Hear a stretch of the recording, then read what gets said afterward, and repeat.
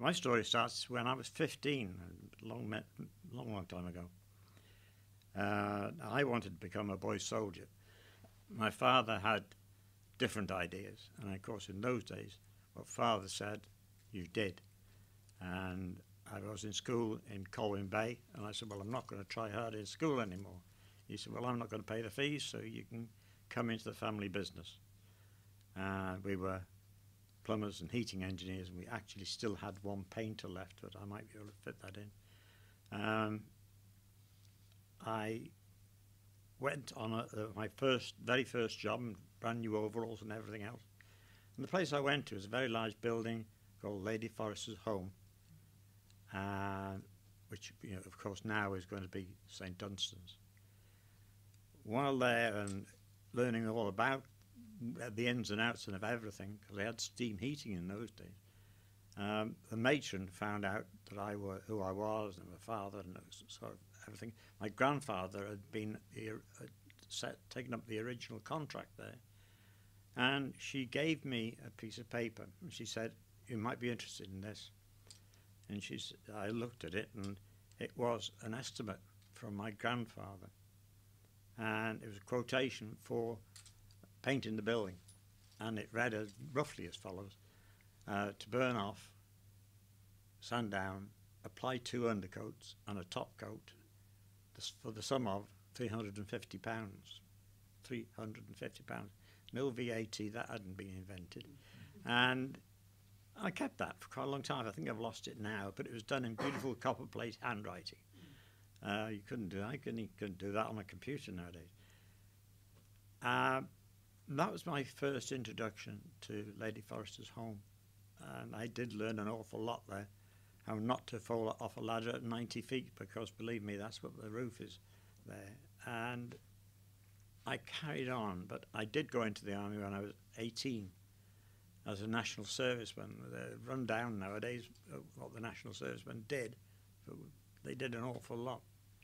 And we were training hard to go to Korea. When they say training hard, they mean training hard. The first night we lagered up, our CO said, well, that's your bed, mate, lads, and we were sappers. There was snow on the ground, and we had a ground sheet and a blanket, and that was it. And I've never felt fitter in the whole of my life than I did after those 3 months of really, really hard training outdoors. I could go on and on for hours about that. But we were actually on Salisbury Plain. It had stopped raining, snowing and everything else, when a dispatch rider came to our CO and handed him orders. He told us to drop everything, which was a Bailey Bridge, and get back in the trucks, and off we went back to our base in Maidstone, where they told us you're going overseas. Didn't tell us where to. Gave us a pass for 72 hours. They said, go home, say goodbye, and come back. We went for a medical when we got back, which consisted of the MO, the medical officer, sitting behind his table saying, do you want to go? And we all said, yes, like idiots. And he said, right, through that door. And through that door was the injections, and that was it. And we were then taken by train and lorry. A lot of it's so vague now, I don't remember, to Lynham airfield, and which is always in the news nowadays, unfortunately. But we stayed overnight in a transit camp, which must have been close to Wootton Bassett. We thought things were getting serious because the beds were made for us, and on each bed was a packet of cigarettes and a packet of sweets, and they were on ration. The following day we took off in Dakotas, which some of the historians about flying might remember. And where we were going, we still didn't know. We landed sometime in the middle of the night or the early hours of the morning, and we didn't know where we were. Boiling hot, we were still in battle dress, and for this UK. Got off, and a torch came to us, and the torch said, follow me. We followed the torch, and we were left in a sheep pen, I think, or something like that. I don't know. And one of our lads, there's a lot of Liverpool boys with us, he said, "Hey, Wack, where are we then?" And he said, "You're in Tripoli, lad," because we were boys.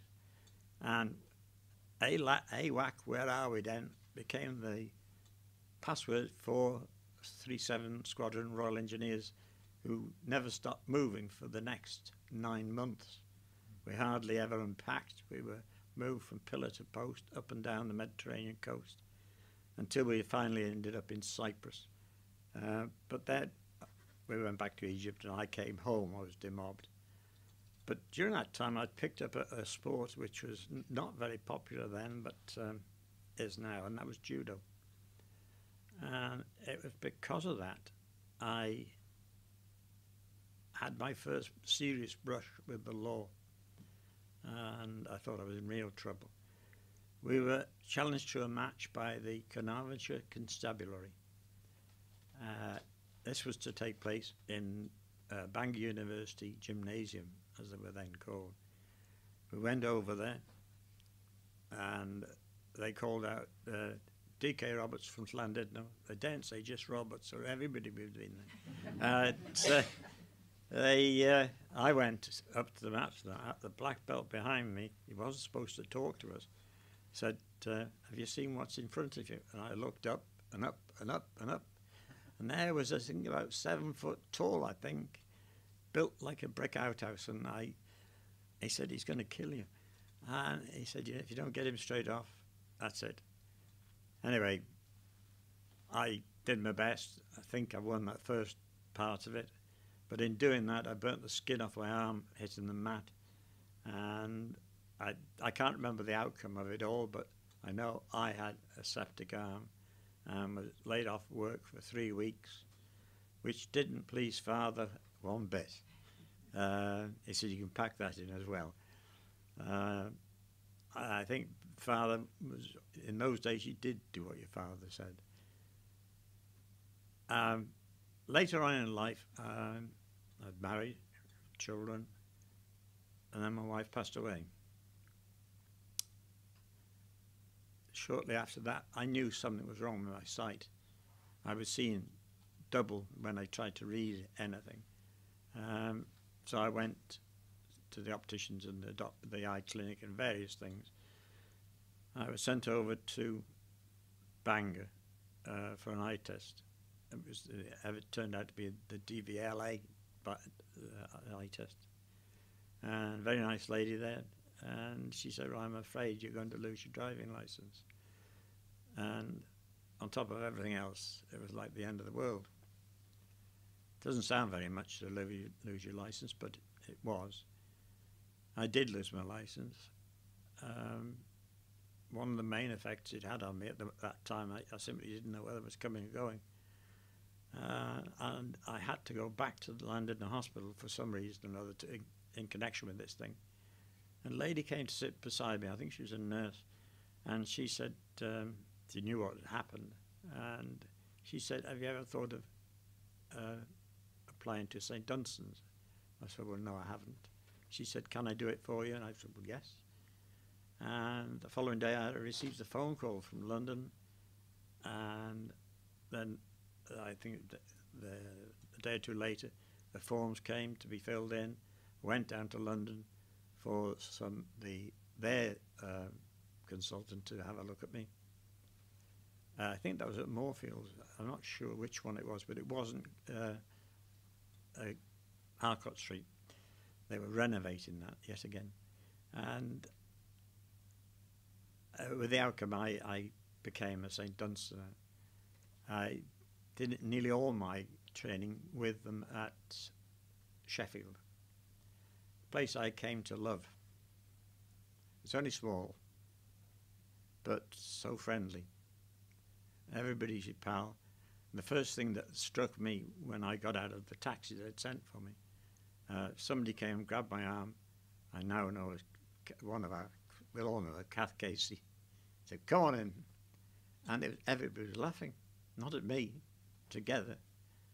And that's what St. Dunstan's is like. It's a great big family. I learned how to use a computer, never even bothered about things before, and now use it most of the time for emails especially. I am a treasurer as well. But the greatest thing, I think, one of the greatest things that St Dunstan's have given me, apart from all the friends I've got, is sitting on the floor alongside me. Because they suggested a guide. They said to me on a Friday lunchtime, and I had my lunch, was going out to get a taxi, and Julie Shales, who is the manager there, said, "What about a guide dog, Keith?" I said, "I don't really know, but yes, give it a try." The following morning, the great envelope landed on my doorstep, and the result is down alongside me. I don't think I could live without him. Living by myself, as I do, he is everything. But having said that, I am kept busy by St Dunstan's because, I don't know, I think it was 2 or 3 years ago, they asked me to become a public speaker for them. And I keep saying yes to things, you know. And I didn't realise quite what I was saying yes to that time. And I am now booked up till next February. I'm just looking out for a diary that's for next year, 2012, if I get that far. But I have left a gap in the middle, especially for one reason, that I am hopefully in the early part of next month moving house to a bungalow I've bought in a complex in the grounds of what to me is Lady Forrester's home, but is now St Dunstan's. So I've gone a full circle. I'm back where I started. I must say that I bought the bungalow for him rather than for me. He had to have enough space outside, fenced in and everything else, so it suited his lordship. One last little tale about him, because he means an awful lot to me. You may or may not know how long it takes to train a guide dog, but it takes 18 months to train them. It takes another 6 to 8 weeks, depends how thick you are, to train you to work with your dog. He's got a bigger brain than I have. He really has. One of his advantages, I mean, he's also my personal shopper. We go to town. I tell him to find a crossing, Marks and Spencer's, and he goes across the road. He has his door to get in. He likes automatic doors. We go in, and I say, "Find the bread," and off he goes. And he goes weeds his way right through it. And if the ladies or gentlemen don't get out of the way, there's a nose, you know, and they do move. But I don't know what he's doing. And we get to where the bread is, and he puts his nose on the shelf, not on the bread. And one day we were there, and he was going through his shopping act, and a voice said, "I don't believe it," and it was a member of staff. And he said, "I heard you talking about bread to him," and he said, "I didn't realise he would actually take you to the bread." He said, "Does he do anything else?" I said, "Well, he knows where the tills are." And he said, "Can I come with you?" And I said, "Well, yeah." I did a bit more shopping than I intended with him, but because he could find things for me. But we got to the tills. He only knows the fast checkout, and he doesn't understand queues. Well, that's my excuse anyway. But we always get out quickly because Cooper, I think he smiles at the checkout girl or winks at them or does something, because quite often they'll come round and guide me to the till, and we're out and about away. He's got several other tricks. I mean, he knows where the bank is. That's big bank, and you know the big library. That's big books, and it knows the little library in Penrith Bay. That's small books. But and on we go with him, you know. But as I say, he's all my life. But St Dunstan's they've done everything for me, and mainly they've given me a family. I've got my own daughters, but St Dunstan's have given me a family, and they've given me him. And I've got so many friends, it's unbelievable. But as we've all said, it all depends on charity, unfortunately. It's the way life is. Thank you for listening to me, ladies and gentlemen. I hope I haven't bored you too much, but Cooper and I will go and sit down. Thank you. Up, Cooper.